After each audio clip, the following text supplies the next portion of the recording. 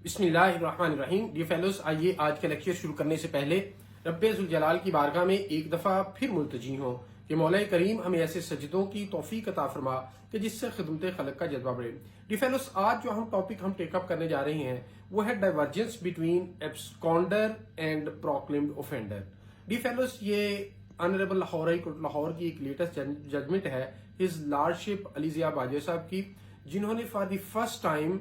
एक जो कॉनोटेशन था या जो अंडरस्टैंडिंग थी उसको प्रॉपर वर्डिंग दे के बयान किया है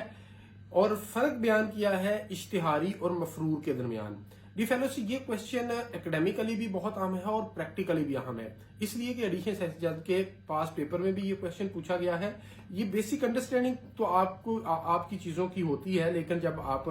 एकेडमिकली पेपर व्यू पॉइंट से आप उसको अटेम्प्ट करने की कोशिश करते हैं तो आपके पास उतना सब्सटेंस मौजूद नहीं होता जिसको आप अल्फाज का रूप दे सकें। तो इसलिए ये स्टूडेंट्स ऑफ लॉ के लिए, लर्निड प्रोसिक्यूटर साहबान के लिए, लॉयर्स के लिए और लोअर जुडिशरी के लिए, सब के लिए ये अहम है। पुलिस अफसरान के लिए, ये सब के लिए आज का लेक्चर इंतहाई अहमियत का अमल है। D fellows, 6 differences honourable Lahore ने जो एब्सकॉन्डर है और प्रोक्लेम्ड ऑफेंडर उसके दरमियान बयान की हैं, लेकिन इसको बयान करने के बाद कोर्ट एब्सकॉन्डर को भी मैं थोड़ा सा आपके सामने रखूंगा। डी फेलोस, पहला जो डिफरेंस क्रिएट किया है वो डेफिनेशन के लिहाज से है, दूसरा लीगल स्टेटस के लिहाज से है, तीसरा अथॉरिटी इन्वॉल्व के लिहाज से है, चौथा प्रोसीजर इन्वॉल्व के लिहाज से है, पांचवा एप्लीकेबल प्रोविजन के हवाले से और छठा जो है एविडेंशियल वैल्यू के हवाले से है। डी फेलोस, अगर इसकी डेफिनेशन की बात करें तो एब्सकॉन्डर क्या है या जिसे हम मफरूर कहते हैं उर्फ आम में, उर्दू में इससे मुराद क्या है? इससे मुराद ये है कि वो मुलजम जो अरेस्ट को इवेड कर रहा है या उसके अगेंस्ट जो वारंट ऑफ अरेस्ट इशू हुआ है उसको अवॉइड कर रहा है। On the other hand proclaimed offender क्या है? प्रोक्लेम्ड ऑफेंडर वो मुलजम है जिसकी एब्सकॉन्डेंस जो है वो डिक्लेयर हो चुकी है और उसके बाद उसका प्रोक्लामेशन इशू हो चुका है, यानी अखबार इश्तिहार अदालत की तरफ से इशू हो चुका है कि ये शख्स को टाइम एंड अगेन जो है वो बुलाया गया और इसका वारंट इशू किया गया और अदालत सेटिस्फाई होने के बाद, मुतमिन होने के बाद अब ये टाइम दे रही है कि विद इन 30 डेज अगर इस टाइम पर इस दिन ये शख्स अदालत में नहीं आता तो इसको पीओ डिक्लेयर कर दिया जाएगा, प्रोक्लेम्ड ऑफेंडर डिक्लेयर कर दिया जाएगा। उसका एक प्रोसीजर 87 के अंदर दिया गया है कि अदालत के पास जो रिपोर्ट आएगी पुलिस की तरफ से, उसको जब अदालत एग्जामिन करेगी और अपने आप को सेटिस्फाई कर लेगी कि वाकई ये एब्सकॉन्ड कर रहा है, अरेस्ट को अवॉइड कर रहा है और जो वारंट इसके अगेंस्ट इशू हुए हैं उनको एग्जीक्यूट होने से इवेड कर रहा है, तो इस शख्स का फिर जो प्रोक्लामेशन इशू कर दिया जाएगा और अगर वो नहीं आता विद इन 30 डेज तो फिर उसको फॉर्मली पीओ डिक्लेयर कर दिया जाएगा 87 के तहत। ये तो डियर फेलोज एक डेफिनेशन है जो इसकी थी एब्सकॉन्डर की और प्रोक्लेम्ड ऑफेंडर की। अब इन दोनों का लीगल स्टेटस क्या है? ये जो एब्सकॉन्डर है ये सिर्फ एक फैक्चुअल पोजीशन है जिसमें कोर्ट डिक्लेयर कुछ नहीं करती, सिर्फ उसका वारंट इशू होता है या उससे पहले इस अपने आप को मुतमिन कर लेती है कि ये शख्स जो है वो मफरूर है और अरेस्ट को अवॉइड कर रहा है। जबकि जो पीओ है वो एक लीगल स्टेटस है, जो पीओ है वो बहुत सारे राइट्स जो उसको अवेलेबल होते हैं उससे महरूम हो जाता है और इसके साथ साथ जो है ये जो पीओ होना इट सेल्फ जो है ये पाकिस्तान पीनल कोड के तहत एक ऑफेंस भी है।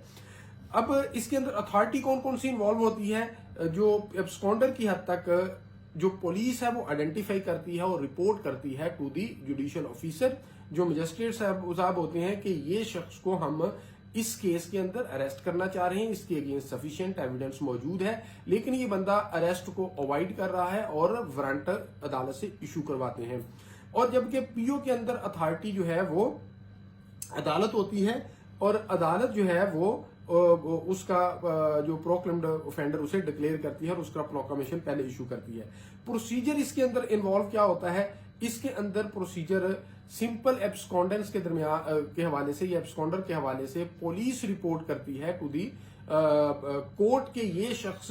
को हमने मुतद्दद दफा 160 के परवाने लिखे और इस बंदे को मुतद्दद दफा शामिल तफ्तीश होने के लिए बुलाया और इसके अगेंस्ट सफिशिएंट एविडेंस आ चुकी है, लेकिन ये बंदा अवॉइड कर रहा है अपनी अरेस्ट को। ये रिपोर्ट करते हैं, ये प्रोसीजर होता है और अदालत उसको उसके अगेंस्ट जो है वो फिर वारंट इशू कर देती है। जबकि दूसरी तरफ इसका जो प्रोसीजर है वो 87 के अंदर सेल्फ कंटेन्ड प्रोसीजर है कि वो प्रोसीजर जैसा मैंने बताया कि जब रिपोर्ट आएगी अदालत के पास तो अदालत उस पर जब वारंट इशू करेगी, वारंट इशू करने के बाद भी अगर वो बंदा मेकिंग हिमसेल्फ सकास है, वो बंदा इंट्रेंच्ड हो गया है, रूपोश हो गया है, वो बंदा नहीं आ रहा, अदालत अपने आप को मुतमिन करने के बाद फिर उसका प्रोक्लामेशन इशू करेगी कि विद इन 30 डेज ये आए और अगर नहीं आता तो फिर उसका पीओ डिक्लेयर उसे कर दिया जाएगा। इसमें एप्लीकेबल प्रोविजन क्या है एब्सकॉन्डेंस के हवाले से जो वारंट इशू किए जाते हैं वो 75 टू 86A में इशू किए जाते हैं और जबकि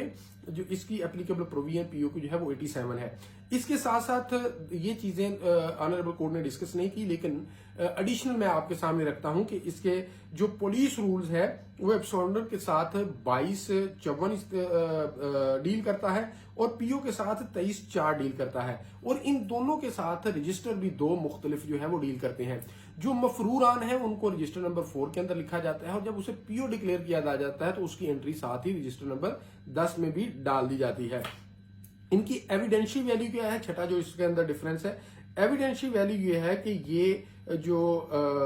एब्सकॉन्डेंस है या एब्सकॉन्डर जो होना है वो एक फैक्चुअल बेसिस प्रोवाइड करता है पीओ डिक्लेयर करने के हवाले से प्रोसीडिंग को इनिशिएट करने के लिए। और जबकि ये जो पीओ डिक्लेयर होना है ये प्रोसीडिंग इटसेल्फ एविडेंस होती है इस बात की उसके गिल्ट को प्रूव करने के हवाले से, क्योंकि पीओ जो है वो पीपीसी के तहत भी पीओ होना ऑफेंस है और एंटी टेररिज्म एक्ट 1997 के तहत भी ये ऑफेंस है। डिफेलोज ये 6 डिफरेंस ऑनरेबल कोर्ट ने दिए। अब इसके साथ साथ एक कोर्ट ऑब्सकॉन्डर का टर्म भी यूज होती है। कोर्ट ऑब्सकॉन्डर की जो प्रोसीजर है वो भी 87 वाला ही है, बस ये नोमेनक्लेचर का थोड़ा सा डिफरेंस है। जबकि पुलिस रूल जो है वो अगरचे दोनों नोमेनक्लेचर को दोनों टर्म्स को तो रिकॉग्नाइज करता है लेकिन उन दोनों के अंदराज के हवाले से एक ही बात करता है। यानी ये जो कोर्ट एब्सकॉन्डर है उनका अंदराज भी रजिस्टर नंबर 10 के अंदर होता है और 23/4 ही उसको डील करता है। और इसके साथ साथ जब अदालत, लेकिन इसका थोड़ा सा प्रोसीजर इस वजह से डिफरेंट होता है कि कोर्ट एब्सकॉन्डर बेसिकली वो शख्स होता है जो अदालत में जिसकी प्रोसीडिंग चल रही होती है। फॉर एग्जाम्पल अगर एक बंदे ने जमानत करवा ली, जमानत करवाने के बाद जब ट्रायल कमेंस हुआ तो वो बंदा अपीयर नहीं हो रहा और इसी तरह अगर एक शख्स के अगेंस्ट कंप्लेंट आई है और उसके अगेंस्ट समन इशू हो गए हैं, उसको अदालत ने तलब कर लिया है और वो नहीं आ रहा तो फिर उस पर कार्रवाई जो है वो 87 की हो जाती है। तो डी फेलोज ये एक लेटेस्ट जजमेंट थी ऑनरेबल कोर्ट की जो मैंने आपके सामने रखी। ये जजमेंट है 2025 LHC, पेज है 4326। ये basically honourable Lahore high court Lahore की वेबसाइट का रेफरेंस है और इसकी डेट ऑफ हियरिंग थी 3/6/25। लेटेस्ट जजमेंट है। Thank you so much.